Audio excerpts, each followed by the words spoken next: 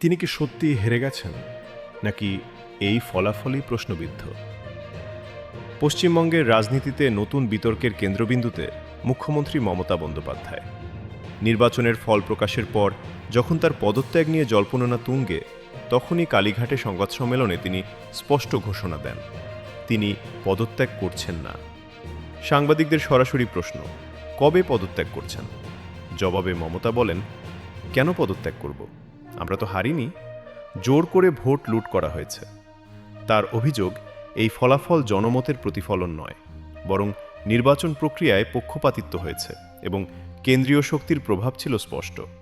তার মতে এটি একটি স্বাভাবিক নির্বাচন ছিল না। তিনি আরও বলেন, এই লড়াই শুধুমাত্র রাজনৈতিক দলের বিরুদ্ধে নয়, এটি ছিল একটি সাংবিধানিক প্রতিষ্ঠানের বিরুদ্ধে লড়াই।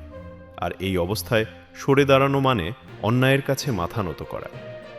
এদিকে রাজনৈতিক মহলে যখন তার পদত্যাগ নিয়ে আলোচনা চলছে, তখন মমতা উল্টো লড়াই চালিয়ে যাওয়ার বার্তা দেন।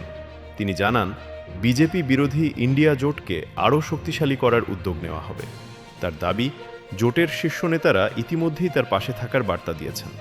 এমনকি অখিলেশ আজ দেখা করতে চেয়েছিলেন, যাকে তিনি পরের দিন আসতে বলেছেন। তার ভাষায়, একে একে সবাই আসবেন, জোট শক্তিশালী করব। এই ঘোষণার মাধ্যমে একটি বিষয় পরিষ্কার, তিনি এখন পিছু হটার কোনো ইঙ্গিত দিচ্ছেন না। তাহলে প্রশ্নটা থেকেই যায়, এটা কি শেষ, নাকি আরও বড় রাজনৈতিক সংঘর্ষের শুরু?